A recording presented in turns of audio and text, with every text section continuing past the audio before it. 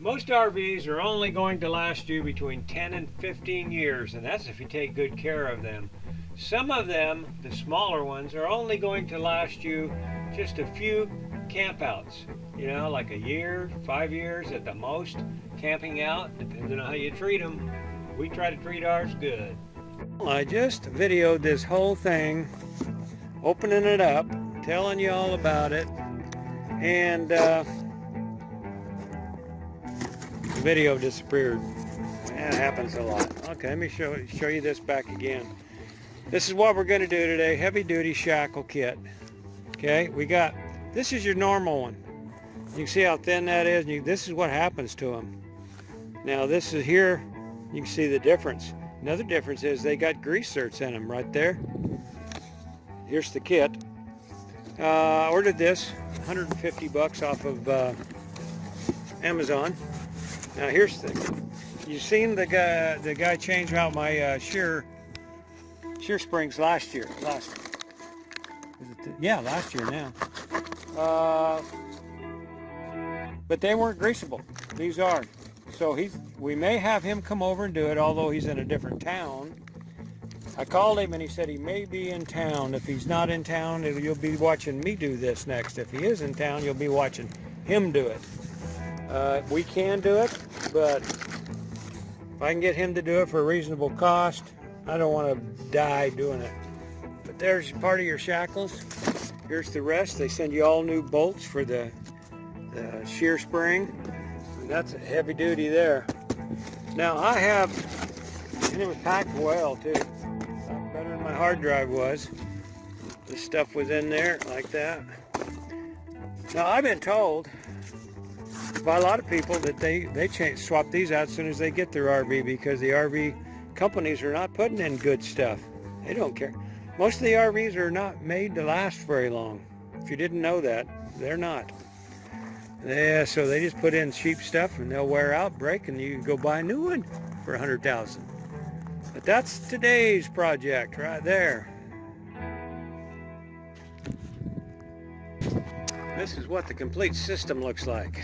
This is upside down. That's what's going on today on that one. As soon as we find the one missing lug, a wrench to take the lugs off. Neither one of us have a 3/4 inch. That's just our luck. Well, you know how everything works, coming apart real nicely and then till the last bolt and it strips out. So we got to figure out how to get a stripped bolt out of that thing. Well, he took the other one off so fast I didn't have time to take a picture of it. We went and borrowed a grinder, but we're going to have to go buy one. We should have one with us at all times anyway. Just whack the top of that off, nothing flat. Now he's got the one on the back to take off. You know,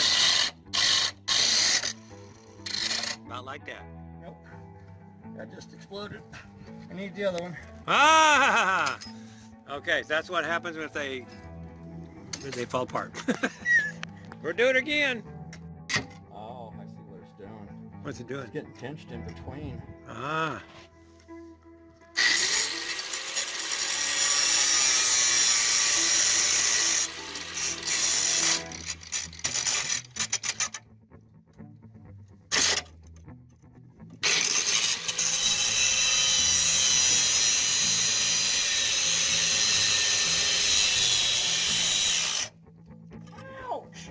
Did it get hot?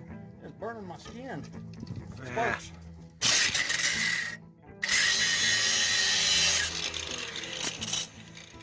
Get it? Yep. Well, that's what you do if you can't get a bolt out. You just got a peanut grinder or a small grinder, whatever you call it. Put your cutoff disc in there and just cut the bolt off. We're putting new ones in anyway. So now we just got to pull that out, stick the other one back in there. It's ready to go.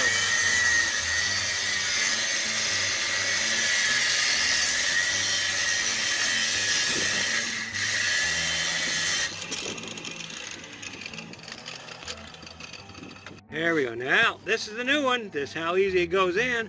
It did not come out that easy. It took a lot of hammering and persuading. Now then, if you wanted to drop the shackles down or up, you could lift it up more, but then your tires are going to be probably touching. If you would drop them down here, your tires would come together. Yeah, because we got oversized tires, heavy duty, implement style tires, because we don't want problems. When we do something, we do it so it lasts. In excess. Yeah. Yeah. That was pretty easy, wasn't it? 3 o'clock, took 4 hours. Yeah. Took less time next time. We want to run around and look for tools. Yeah, I gotta take this back. Oh, these grinders back to that guy. So we got to just put on the, we got all the new shackles on. You can see that. New shear spring. He's good to go. All he's got to do is crawl under there and grease it and put the wheels back on. Unfortunately, we got an appointment right now. Here's the old one. You can see how this is elongating. Well, this one of these on the other side we're going to do tomorrow, ripped all the way off. Now his boots here, these are called rubber spring shear springs. So you can see the cracks, little bitty cracks there. Well, they don't look like nothing until you put weight on them, then they spread open. This one's a pretty, compared to mine, this one's better, in good shape. But everything's getting elongated because you don't have no place to grease this stuff. So it's just wearing metal to metal, and then it elongates. Pretty soon this here stretches all the way out and wears out, and then pop, you're done. So that's one done. It took us, we think, about 4 hours today to do it. And hopefully it won't take so long tomorrow because we know what tools we're gonna need. We already got them lined up. We had to do a lot of tool chasing. We had to figure out a lot of things, and we got her done now. But let's see if we can see that. That lifted up his trailer. What did it lift you up? About 1.5 inches? Yeah. So he's 1.5 inches higher, like mine lifted mine up also, and that gives us, for these Dodges, that puts us about even, which is a good thing. So let's see what we're gonna do next. A little tip for you guys. We got to put these things in there because the old ones are nylon. We're putting these in because see this little pinhole right there. The grease is going to come through there and then go inside that. This slides over that like so. I mean, it's inside the spring, if you understand that, and then this will go through there. Okay, now then, here's the tricks that most bikers will know, but some of you may not on RV tip side. Dawn or any soap, liquid soap, makes things slippery, okay? So you put that on there so it'll slide in there easy. You can put some in there too, and it'll make everything slide in real good. Here's the trick. Once it dries, it ain't slick no more. It is, from that point on, it's sticky. That's how a lot of guys put on their handlebars on their motorcycles and stuff. They'll do that, slide them on, then it dries and it's sticky. So that's what we're using to slide that part together. And as you can see, we're working on the other side. Now we're jacking this side up. We've got all the new tools. We got us a new grinder, and we got everything we think. It's going to go a lot faster. Probably a half hour we'll have her done. Okay. Well, we have decided we're not doing this ever again once we get my truck done, or trailer. So we wanted to show you some part of this in progress. We put the Dawn soap in there so we can push the good one of these in through there. Yeah, we use a C-clamp, wherever it is, right out there somewhere. Yeah, C-clamp right here. We use this C-clamp. I'm upside, laying down, doing this. I'll set it in place. Yeah. We use that C-clamp to squish that bushing in through there. Then you got to jack this part. You let the jack down here on your axle, which brings this down close to that. Then you put the jack under here and jack this up so you can put your what do you call it, shackle right through there. So that's how we do that, just like that. And soap it up, because we did one without soap, and it's much easier. And then we also tap a little bit here while we screw it in. That makes it handier too. We've already replaced all the old fasteners with new fasteners. This side's done. We still got to do that in there, but we found it easier to do the middle Then unbolt the back. That way the axles don't go rolling off without you. Then we'll change that one back there. But right now, see how he's pulling that in? Look at him pull it in. See, he always pulls it in crooked. I always do it perfectly straight. That's how you do that, guys. We ain't gonna show you much more of this because we're gonna be done and we ain't crawling underneath here again, ever.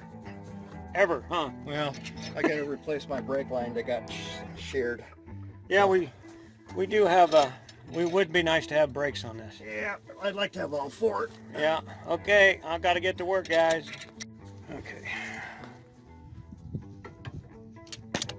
Get my glove off, there we go. Okay. Now what we're doing now is we're jacking that piece up. Where did it go? Where's the shackle? I got it. Oh, you got it in there? Yeah. Is it close enough? Yeah, it's just this end is rounded. There. Open it up a little bit. Close enough to get there? There. And there you go. All we got to do is tap that thing in. Yep. Hammer. Yeah, that brake's in there pretty short, huh? Only took us about less than 2 hours to do this side and 4 on the other. A lot of running for tools and not knowing what we were doing. We knew exactly what we were doing. Sure we did. We just didn't know how we were going to do it. Well, yeah.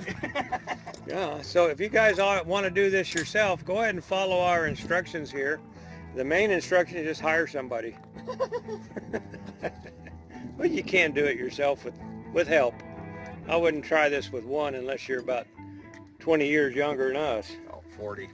Oh, if yeah, 40 would, yeah, yeah. I forgot I'm 60 now. You're almost 70. Oh shit, don't tell nobody. You're right. 3, we're only doing one side a day.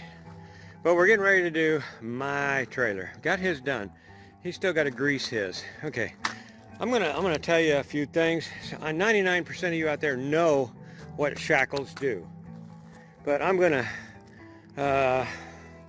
tell the ones of you that don't. A shackle hooks your spring, your leaf spring, which gives you the spring in your any rig, up to the frame. That's what it does. And it pivots like so, okay?